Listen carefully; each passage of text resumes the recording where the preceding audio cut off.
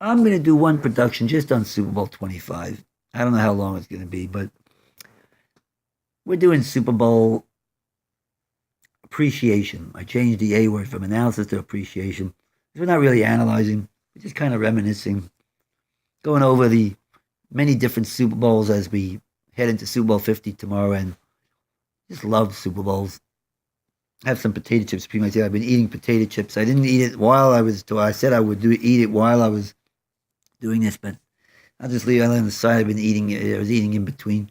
The we got the Gatorades up there. We got the football. We got Vince Lombardi book up there on Strive to Excel. A lot of his great sayings. Let's say another one of his. I think let me just go up there. There's a great one up there. That's right on the book, and it says, "Confidence is contagious. So is lack of confidence." See that one there? That's a great one, and that's going to be pertinent tomorrow because Cam Newton's the confident one. Cam Newton exudes confidence, and we might have another blowout tomorrow. Based on if you saw my Salt production Super Bowl, now not soothsayer analysis, but not scientific either, but should happen analysis. We got Cam Newton and Carolina blowing out. Then it should be a blowout tomorrow, or win easily. Win, I don't want to say blowout, but win comfortably. Um, I would Cam Newton should again. He hasn't faltered yet. And how's Peyton Manning going to get anything done tomorrow? Oh boy! All right. So anyway, that just because it's a blowout, it'll show greatness again. And I've talked about how the blowouts are. Just the intensity is high, and it's one of the reasons there are blowouts is because of the intensity. But anyway, Super Bowl 25. Now, first of all, I got my American tie here because it was right when we were the Gulf War, trying to get that Saddam Hussein guy, and there was a lot of security issues and whether to even play the game, and beautiful American rendition of the Star Spangled Banner that day. Tears in many of the eyes of the fans, and helicopters above for safety reasons. That's what it was played amidst that in Florida, and we got a great defense against a great offense. We got Jim Kelly and his red gun offense that scored over 30 points a game. No huddle, keep it. He calls the plays at the line, kind of like Peyton Manning. Thurman Thomas, Andre Reed, James Lofton. Who else is on the team? Great offensive line. Great offensive line there. So they're scoring over 30 points a game. Kelly's calling the plays at the line, and again, he's aggressive and attacks, and they are a juggernaut, a dominant offense, if I could use that terminology, playing against a dominant defense. The Giants in 1990, by that time, don't have Harry Carson, but they've replaced him with Pepper Johnson. They'll have LT as, I would say, stay at his peak. At peak, was he as dominant as in his younger years, but he had not dropped much. Carl Banks, now, it was definitely a force, was a fully blossomed star, although he had already been a young star back when they had won Super Bowl 21 4 years earlier. Leonard Marshall, still a double-digit sack man. They don't have Jim Bird anymore. It's Eric Howard, another strong middle nose tackles, plugging that line and using up two blockers. Now their third lineman was a guy named Eric Dorsey. I would call it, he was the weak link of the front seven. And the fourth linebacker, I've mentioned three. I mentioned Pepper Johnson, LT, and Carl Banks. Who's the fourth lineman? Now, during the year it started, they had Steve Diassi. They also had I call Gary Larson. Gary Reasons.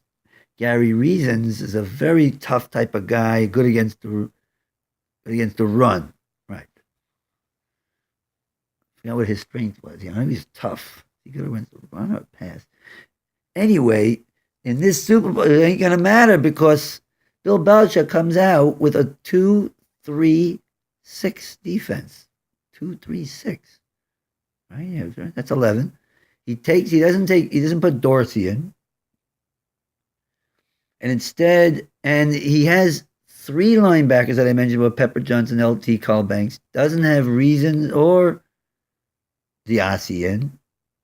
And he lines up, he does line up a guy that looks like he's in the position of a linebacker, but it's not a linebacker. It's one of their defensive backs. As a matter of fact, it was Greg Jackson for a couple of the drives I noticed at the beginning. Reasons comes in and plays the drive where Buffalo gets a touchdown. So let's see how does this work out. Buffalo goes 3 and out on their first. Now at the beginning, this is a Buffalo team that scored over 50 points in the championship game against the Raiders. The Raiders are not a bad defense with Howie Long and others. Howie Long is the one I remember. They blew out the Raiders, and again, it was a Mad Dog would go, Mikey, the Buffalo's going to score 50 points here. Now, wait a minute, they're playing against a dominant defense. This is the Super Bowl. And there you go. They win. Buffalo goes 3 and out to begin. They then get 3 points on a lucky break because the long throw to Lofton, the cornerback makes a mistake of trying to tap it up. And that's not what you do, because then it'll go pop up in the air. Lofton caught it. They got a field goal out of that. 3-0. Then, it's like 3-0. 3-3, because the Giants scored on their first drive. 3-3. And the Buffalo goes on a nice long drive, and they utilized Thurman Thomas very well throughout the game. As a matter of fact, the one problem they had, they didn't use him enough. They should have used him even more. 2-3-6. They should run Thurman more. Why did I didn't even get to fully explain why? What was the greatness of the 2-3-6? Is that we'll give you the run. And Carl Banks, I've heard say a few times that they were willing to give Thurman, that Bill Belichick came in during practice during the week and said, we're going to give Thurman, we'll let Thurman get 100. But we're going to smack the brains out of the guys on the short passes. We're going to hit hard in the secondary. We're going to cover. We're going to have that extra guy in the secondary to cover better on the passes. Kelly will not be, I don't know if he said Belichick said this directly, but Kelly would not be patient, and Kelly was not patient and threw too much. He should have ran. They should have ran and used Thurman Thomas even more than they did. Thurman Thomas had 125 yards rushing and 50 more, I would think, 40 to 50 more passing. He caught, I know, at least that much because he had 10 yards on 3 different plays, just catching the ball. And they worked again. They moved there. They did score and make it 10-3. Then they get the safety, the famous play. They get when I say famous safety, this is a play where Bruce Smith is holding on to Jeff Hostetler's hand, and luckily Hostetler was able to pull it back in, a fumble there, and a touchdown would have made it 17-3. Instead, it was 12-3. Hostetler had tripped over Otis Anderson's foot, and that's what made him slip. And that's what Bruce Smith was able to catch him, and Bruce Smith was able to catch him in the end zone, and it was 12-3 at that point.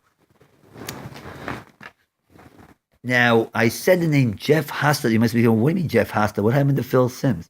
Phil Simms got hurt on the last game of the year, second to last game of the year against Buffalo. Interesting enough, they had played Buffalo in the Meadowlands in a rainy game where the Giants had clinched everything pretty much that they needed to clinch. It wasn't a big game for them, if I recall. It was a Saturday game. I remember it being one of those Saturday games, and Buffalo did win that game. But I remember it being like, all right, they won the game, but I don't think it meant much as far as, because the Giants were resting as they started. It wasn't, but anyway, Sims got hurt in that game. But I digress. So Sims got hurt in that game, and he never made it. He was a slow healer, and he just didn't make it back. And Hostetler had to come in and play it. And Hostetler against the Bears in the playoffs, well done. Well, he's a surprise, no turnovers, and he even used his legs very well. He ran for a lot of yards in that game. All right, so we got Mrs. Hostetler looks pretty good. And if you think he looked pretty good there, I mean, what a job he did against the 49ers in one of my favorite games of all time. 15-13 championship. Pat Summerall. There will be no three-peat. As Matt Barr's fifth field goal beats the 49ers if they had just won two straight Super Bowls in a classic game in Candlestick where the Giants could not get a touchdown but win it 15-13 over Joe Montana. Leonard Marshall knocked Joe Montana out with about 8 minutes left on a shot to the back. Steve Young comes in, gets a first down and two, but then the fumble by Roger Craig on a hit by Eric Howard, and then Hostetler bringing him back into field goal range on a throw to Bavaro for 20, and then a 15-yarder to Stephen Baker, who came back and may have pushed off on the play. 15-13 win. Matt Barr's 5 field goals. Oh, but I digress again. Hostetler is now the quarterback, and he's doing well in the Super Bowl. But at this point, when it's 10-3 and 12-3, he is getting smacked around by Bruce Smith. Leon Seals landing on top of him. He needed smelly salts on the sideline. And Buffalo had a few chances to extend the lead, but could not do. They got close to field goal range a few times. As a matter of fact, I would have said that Marv Levy should have went for it on 4th and short, the way Bill Parcells probably would have went for it. And for the short, right outside field goal range, punted each time. Finally, with a few minutes left in the half, the Giants have one drive left before the half ends, and they come all the way down. And 3rd and 10, they missed it. They had to settle for a field goal, make it 12-6. They get a touchdown in the left corner of the end zone to Stephen Baker, the touchdown maker, Stephen Baker. And that makes it 12-10 going into the half. Obviously, a huge momentum swing, huge point difference, and momentum swing going into the second half, 12-10. Giants come down with the greatest drive in Super Bowl history to start the third quarter. It was the longest one. And Dan Dierdorf, who did a great job calling that game, said, You give me the longest drive in Sioux history, and it's probably the greatest drive in Sioux history. And there was a lot of running. Remember, the weakness of Buffalo was they had a very small but athletic line, and the Giants were power running over them. The Giants held the ball for 40 minutes in this game, and most of it on power running. Otis Anderson had 100 yards rushing. That's 5, and he had 5 yards to carry on that. Meggett, who was the second runner because guy got hurt that ended up becoming a star for the Giants, the rookie. And I forgot how his name slips me. He was out, but he broke his leg during the Bear game. But the Meggett ran for 50 yards and caught a few. He always caught a few balls. Did he catch a few balls in that game? Yes, he caught a few balls, including a key 3rd and 7 on that long drive, where he caught the ball before the first down marker, but made a move. But made a great Dika to keep that drive going, and Otis had some big runs in that drive, and the key in that drive, a 3rd and 13, and the throw goes to, oh my gosh, Stephen Baker, and the other one, he ended up in jail. Later on, and oh my gosh, I can't believe this. The names, it's just unbelievable. I can't remember names. But anyway, it's the biggest. He throws the ball 8 yards, and he makes about 4 moves, including having Mark Kelso fly out of his feet. And then he starts dragging a few guys to the first down marker. And yes, a first down. Dierdorf right away recognized that could be a turning point if they go on to score a touchdown. And indeed, they scored a touchdown, 17-12. They sack Kelly now for, I think, the first time in the game and get the ball back and come all the way down and go for it on 4th and 1. But this time, for some reason, the blocking scheme decided not to block Bruce Smith. Buffalo holds on that. Game could have been over there had the Giants scored. It made it 24-12, but instead, Buffalo gets it back. They score a touchdown. They come back and score a touchdown, 20-17 on the last play of the third quarter. Or was it the first play of the fourth quarter? I always get that mixed up. And they now lead it 19-17. Giants go on a long drive to make it 20-19. And the 15-minute mark's coming. Buffalo has one last chance. 2 minutes left. I'll cover that in the next S.A.L.T production.